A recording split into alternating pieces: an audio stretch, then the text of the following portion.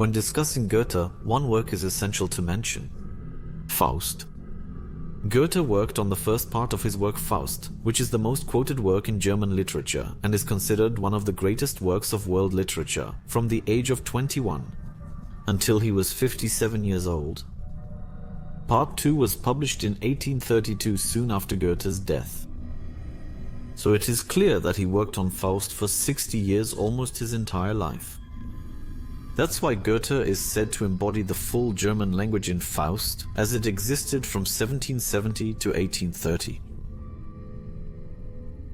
Goethe mentions in Faust a topic now more often discussed regarding secret societies. The story is about a knowledge-hungry scientist, Heinrich Faust, who wonders what holds the world together at its core, and he can no longer enjoy his life, so he makes a pact with the devil and gives his soul for it. The devil Mephisto bets with God that he can lead Faust astray. Few works are as widely speculated about. Every single motif of the Faust material has been examined and explained numerous times. Goethe joined both the Freemasons and, in 1783, the Illuminati, who were already pursuing political goals then. This was even proven by the certificate of admission that was found not too long ago. According to the Freemason Wiki, Goethe was active under the name Abaris and quickly achieved higher degrees. Many people logically believe that many of Goethe's works, such as Faust, which is still required reading in schools today, are influenced by the practices of secret societies. It cannot be ruled out that, in addition to the scientific and poetic intentions, there is still a hidden and occult message that cannot be openly expressed. As a politician, Freemason, or Illuminati member, Goethe saw a lot.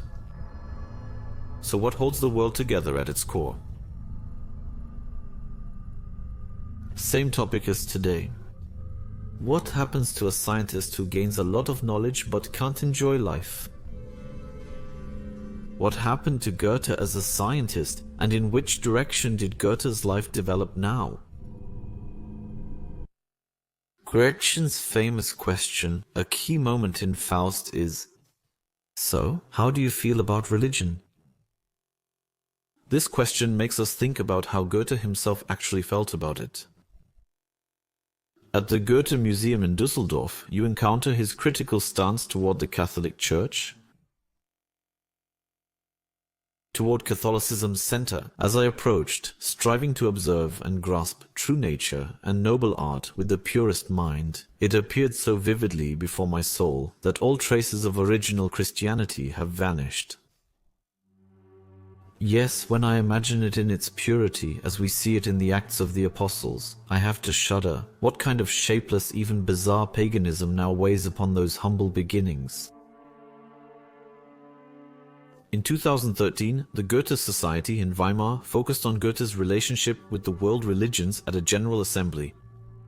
The Goethe Society was founded in 1885 and has about 2,500 Goethe enthusiasts from all over the world.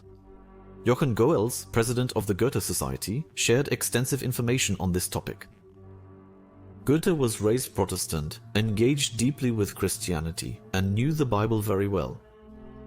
Goethe categorically rejected the theology of the cross and salvation by grace, and described himself as a determined non-Christian. He still followed some Christian regulations, such as, for example, the church wedding and the Protestant baptism of his children. Judaism hardly played any role for him. He also studied Islam, focusing on the Quran's historical context to understand the religion's origins. Goethe became increasingly interested in Islam over time.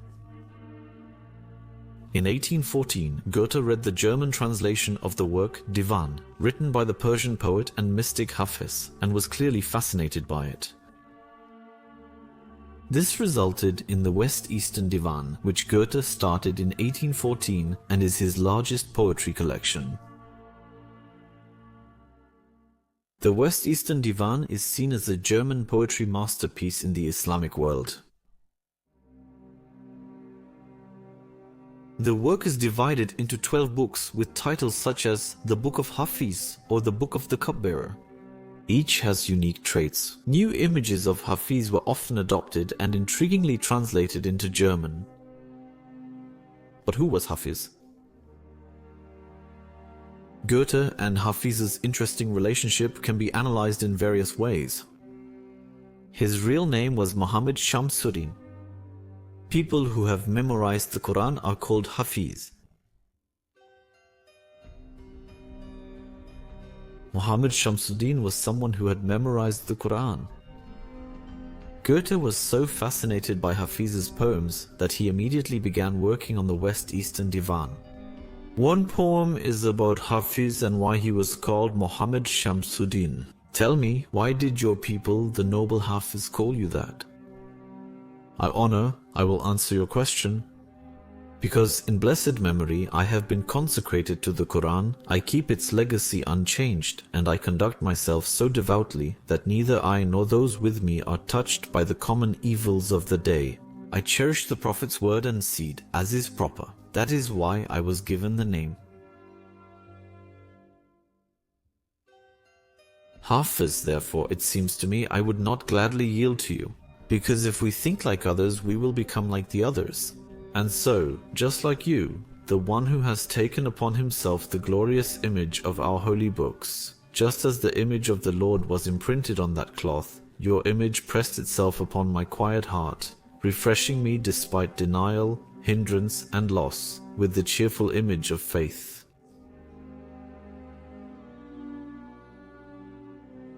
The work shows Goethe's high regard for Islam and the Quran.